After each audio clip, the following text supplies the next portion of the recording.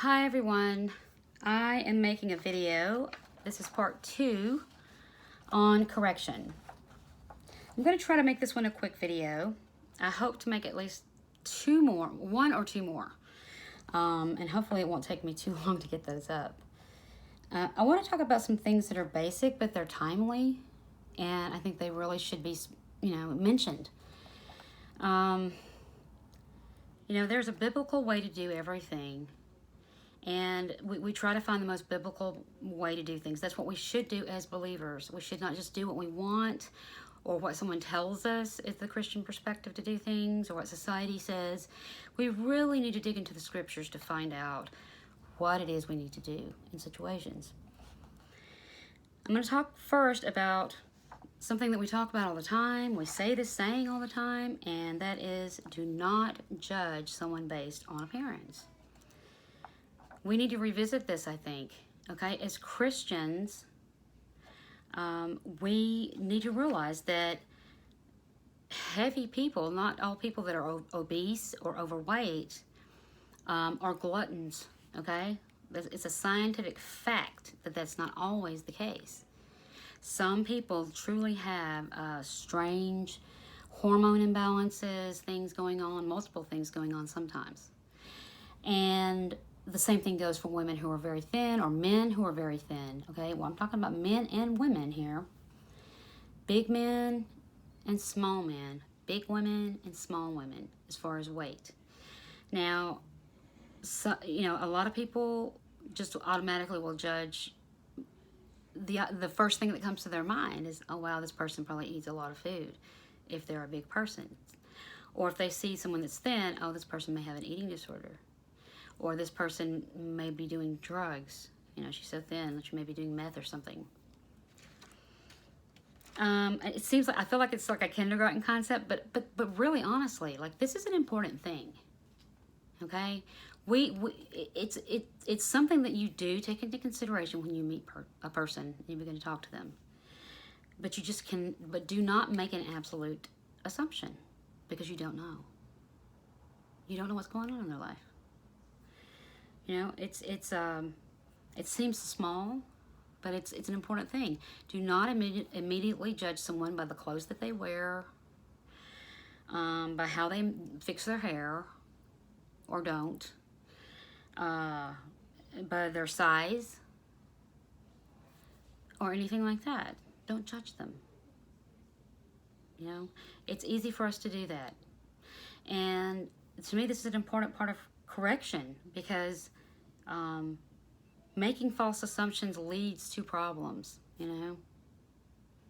So we've got to be careful, and we've got to be discerning, and we've got to look at, like if I come upon a person that doesn't have teeth or has most of their teeth gone and they're very thin,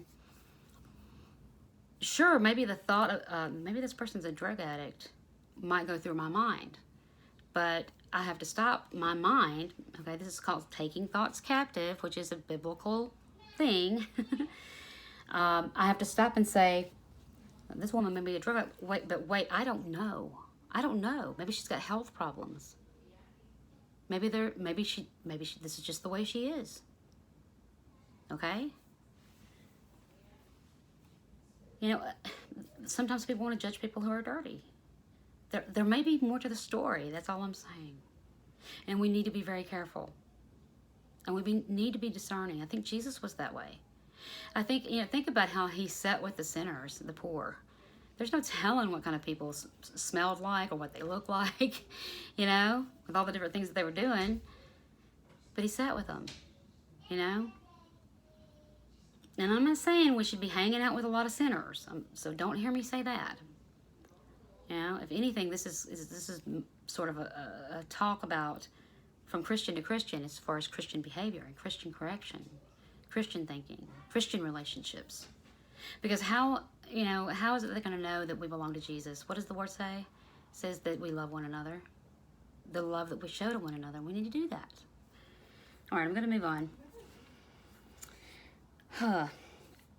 Just because someone is standing against something you disagree with, don't assume you know what they feel, have experienced, or what they are thinking. and I see this a lot, okay? I can't count how many times I have experienced, so where am I at? I can't count how many times that I've been accused of being a liberal, a baby killer, a Democrat idiot, simply because I oppose certain administration, the current administration, for some of the things that they've done. I've not agreed with it. I shared my view about immigration, which I believe is the view that I have about immigration that is biblical, that we should be kind to the foreigners.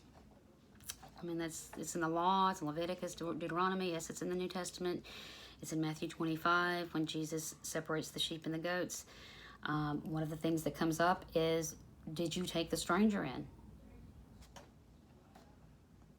So that's my belief from the Bible. That's my biblical perspective, and that's the view I hold. I don't think it's right to mistreat immigrants in any way. I remember sharing this. I believe I shared this with someone online on social media, and immediately they came at me and said things about abortion, like pro-choice is wrong, and or something like that. And I'm going, we're talking about immigration here. I'm not sure what point you're trying to make. But later I realized, and my husband even told me, he said, what it is when he read what you said about immigrants, he immediately assumed that you were a liberal Democrat, and that and if you were one of those people, then you had to support abortion. You had to be pro-choice. And I'm like, oh, okay. Yeah. So that has happened to me.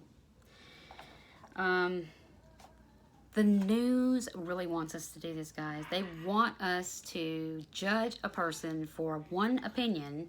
If they agree with Trump on one thing, or the Republicans on one thing, or if they agree with the liberals on one thing, it's like people think that means that you're like it's black and white, it's all or nothing. And this is wrong. They have done this intentionally. The globalists have, so that when we hear somebody say something about one of the parties, that that you'll get mad and you'll get upset and you'll think that they're not a Christian, or vice versa. I mean, it goes that way with the liberals too. It's like just because I don't like the immigration policy of Trump, I don't want the liberals to think that I am okay with abortion. You know what I'm saying? Let's balance this out. This is ridiculous. We've got to stop listening to media. I have a serious problem with mainstream media. It's so biased. It's designed to keep us at each other's throats. I'm telling you. The other thing that I think is very important in this specific whole thing here is racism. Okay? Racism is real. Racism, because someone stands up, because of a person an African American person stands up and says that it's wrong what a policeman did to a black man that died at the hands of a police officer.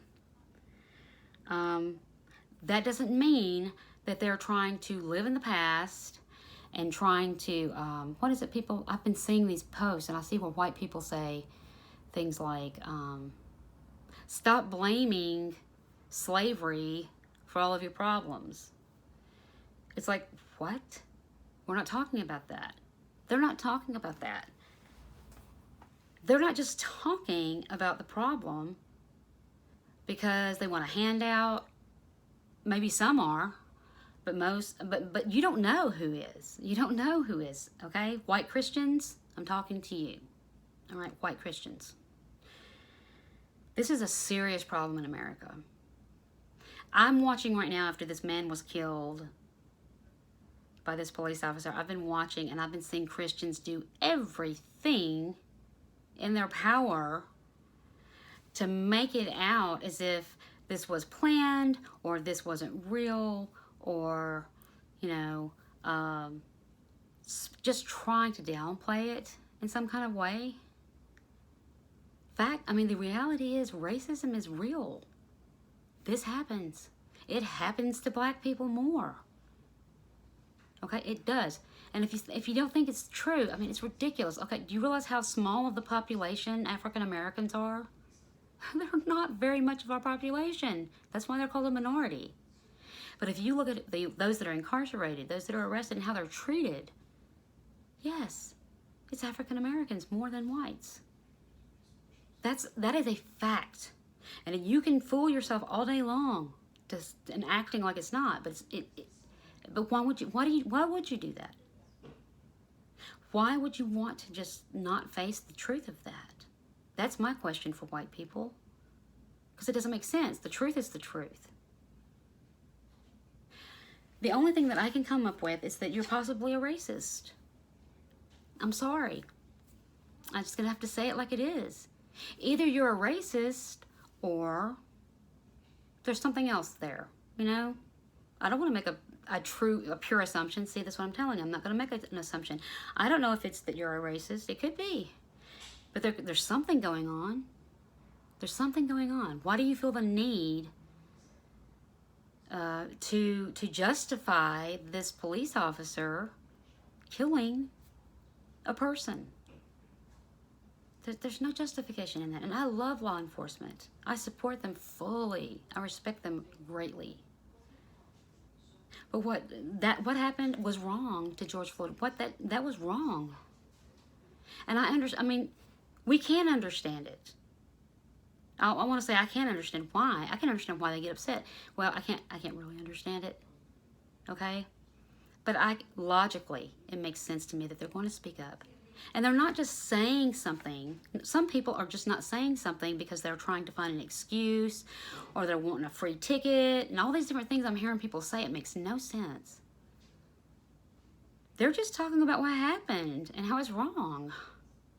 That's all they're doing. A lot of African Americans are just voicing how this affects them. Because this just happened recently. Slavery happened a long time ago. Yeah. The civil rights movement was in the 60s. Yeah, I get it. They get it too. They know. But this happened recently, and we should be way, way past this. This should not be happening. And it does.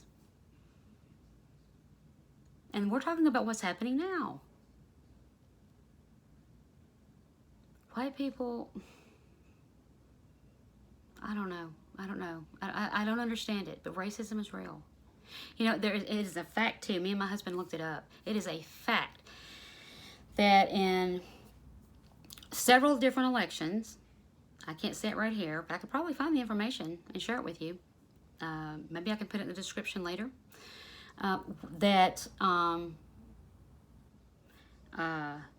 there is evidence, absolute, the voter suppression, okay, when it comes to presidential elections and even some local elections in some states, was mostly against African Americans. It's a fact, okay? I'm serious. It is a fact. My husband and I looked into it, and it was just awful. It was awful. Trying to keep people from voting for their president or their local officials. It's a real thing. And yes, I do know that there are black people that are racist against white people, and that there are other types of racism. I get that. I know. We can't just sit here and judge people. What are we supposed to operate in, guys?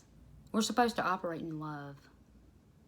Okay? So when my sister that is of a dark color is sharing her opinion and her hurt and her viewpoint about what happened to George Floyd, a white person, a white Christian, needs to be respectful and not just jump in and start fighting and not jump into assumptions. Now, look, hey, if somebody's saying something and it sounds ridiculous and it's obviously clear, word for word, that they're saying something that's not right, then you say something in an appropriate way. Okay? That's the problem with this, with communication. We have so many communication problems in this country. You know, people make assumptions, first of all, and then people always don't communicate clearly. And that causes problems. People will assume that people just know something. And they don't. They're you know, people can't read minds. There's a lot of people who are just simply standing up and upset for what happened to that man. And they're not wrong for it. Okay? They're not wrong for it.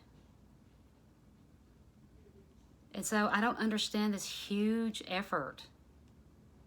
I mean, it's so intense. It's like every way imaginable. They're just trying to make it not racist.